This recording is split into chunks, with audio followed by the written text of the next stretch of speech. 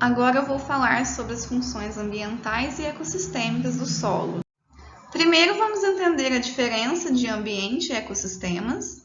No caso, o ambiente ele vai englobar tanto ambientes antropizados, que são aqueles que já sofreram alguma modificação pelo ser humano, quanto os ecossistemas naturais, que são a interação entre organismos vivos com o meio ambiente físico. Então, resumidamente, as funções do solo nos ecossistemas estão diretamente relacionadas à origem, à evolução e à manutenção da vida nos ecossistemas, devido o solo fornecer os elementos químicos propícios para a existência da vida e fornecer o habitat. Já as funções do solo no ambiente vão estar diretamente relacionadas à espécie humana, pois fornece para o ser humano meios de obra para a construção civil, fornece matéria-prima para a construção de novas tecnologias, ou seja, está relacionado então com o avanço tecnológico e cultural das sociedades. Além disso, tem a função de meio histórico, pois através da antropologia é possível estudar e identificar a história da humanidade. Por meio do solo é possível saber onde o ser humano passou, o que ele fez ao longo da sua história. Então, falando um pouco da função do solo para o ecossistema do planeta. Primeiro, a gente precisa entender, qual que é a definição de solo. Então, o solo ele é definido no limite superior, é definido pela atmosfera e pela biosfera, Lembrando que a biosfera engloba a atmosfera do planeta. No limite lateral, o solo vai ser definido por rochas, corpos d'água, gelo, areia, algum elemento que ele vai encontrar no limite lateral. Já o limite inferior do solo é um pouco mais difícil de ser definido, porque vai depender. Às vezes vai ser definido pela última camada do solo, pela rocha matriz ou rocha dura, ou em alguns casos por outro material geológico inconsolidado. Então, devido ao solo situar-se nessa interface litosfera, hidrosfera, atmosfera e biosfera como um todo, o solo recebe um outro nome, que é pedosfera. Aliás, o conjunto de solos do planeta Terra é denominado como pedosfera. Então, a pedosfera é quem vai funcionar como um alicerce para a vida dos ecossistemas do planeta Terra. Porque o solo é quem vai fornecer a água e os nutrientes para as plantas clorofiladas. Então, as plantas clorofiladas, elas são os seres autótrofos, capazes de produzir o próprio alimento, sendo a base ali da cadeia alimentar dos ecossistemas.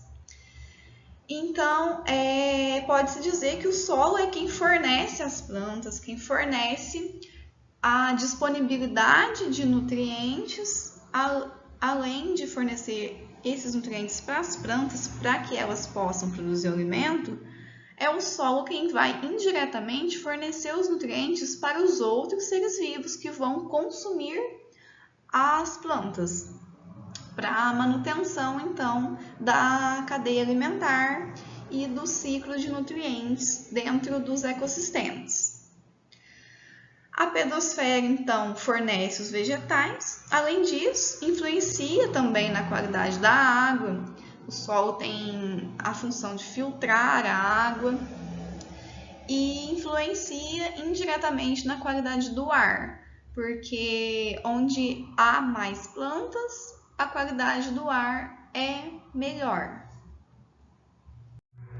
O solo, então, ele vai ter a função de habitat para os organismos vivos e também de fornecimento dos nutrientes para as plantas, que são a base da cadeia alimentar, que vão ser consumidas pelos outros organismos que não são capazes de produzir o próprio alimento.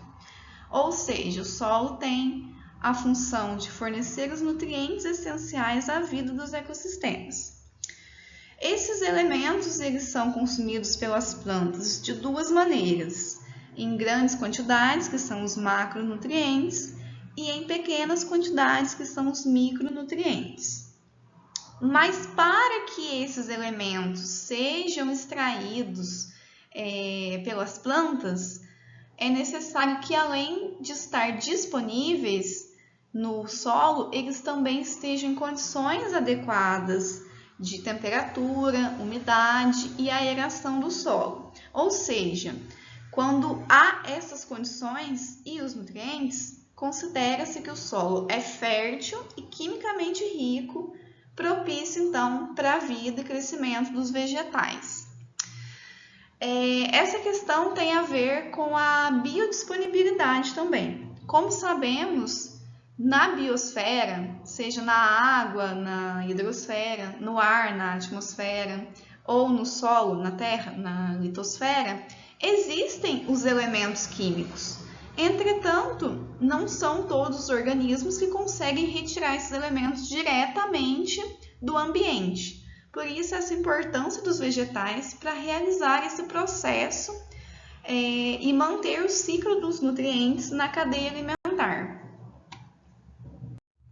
Apesar do solo exercer, então, essas funções essenciais à vida, o ser humano muitas vezes utiliza o solo para outros fins que acabam prejudicando a qualidade do solo e dos ecossistemas. Um exemplo é o descarte incorreto dos lixos, que são produzidos em grande escala nas cidades e são depositados, descartados no solo.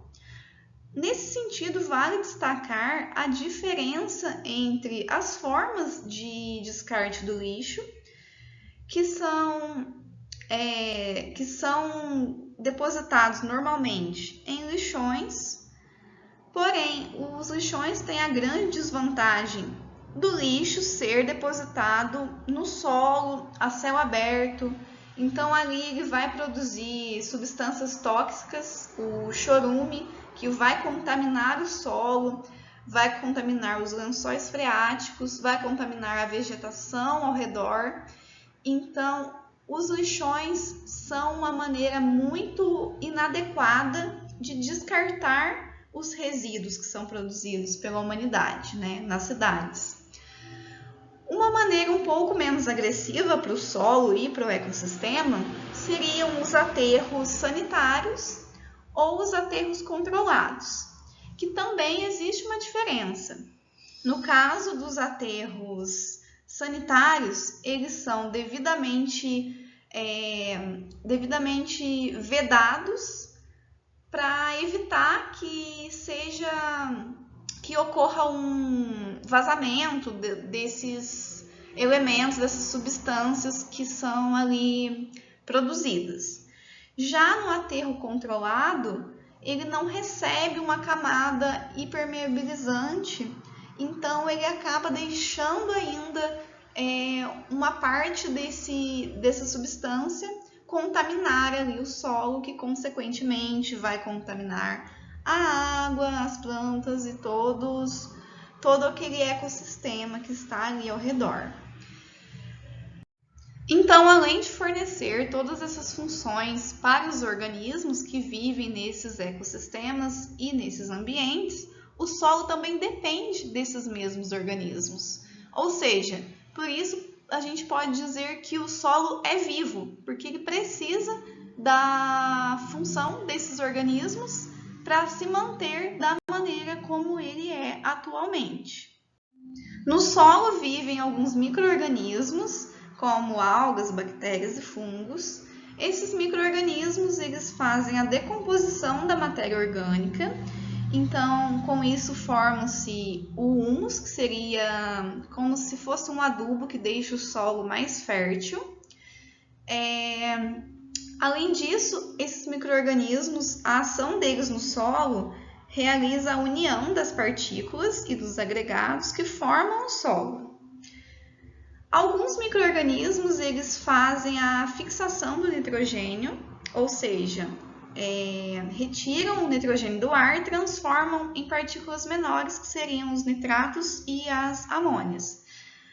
Algumas bactérias simbióticas, elas fazem isso em simbiose com as próprias raízes das plantas, que depois vão retirar essas partículas do solo e vão utilizar esses nutrientes, dando continuidade aí ao ciclo dos nutrientes através da cadeia alimentar.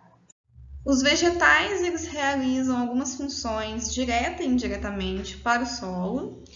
Ao penetrar as raízes para retirar os nutrientes, as plantas elas acabam deixando algumas rochas expostas devido ao intemperismo. Isso propicia o crescimento de outros organismos.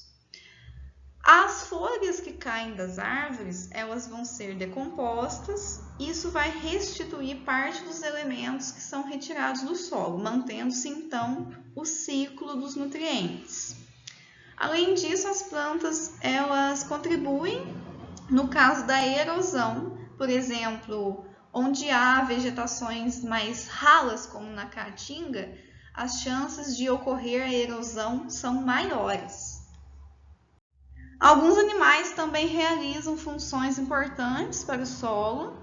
Alguns mamíferos, eles cavam galerias e com isso misturam os componentes que existem no solo, advindos dos diferentes horizontes do solo. Ao triturarem vegetais e animais, eles deixam alguns resíduos orgânicos no solo. No caso de formigas, cupins e minhocas, que deixam excreções e restos orgânicos no solo, contribuem para a formação do humus. No caso do ser humano, ele também vai influenciar diretamente no solo e nos ecossistemas, causando alguns impactos muitas vezes negativos, devido à remoção da vegetação natural com desmatamentos e queimadas, aração da terra de forma inadequada, adição de compostos químicos, no caso de adubos, fertilizantes, de forma também inadequada, contaminando solos, rios e vegetação e todo o ecossistema ao redor, e a deposição incorreta de lixos urbanos e industriais ou hospitalares, que acabam sendo descartados muitas vezes, como eu tinha falado, nos lixões e a céu aberto de maneira inadequada. Com isso, a gente deve refletir as ações do ser humano em relação ao solo e pensar em meios de manejo mais sustentável do solo. Nesse sentido que entram as práticas de conservação do solo.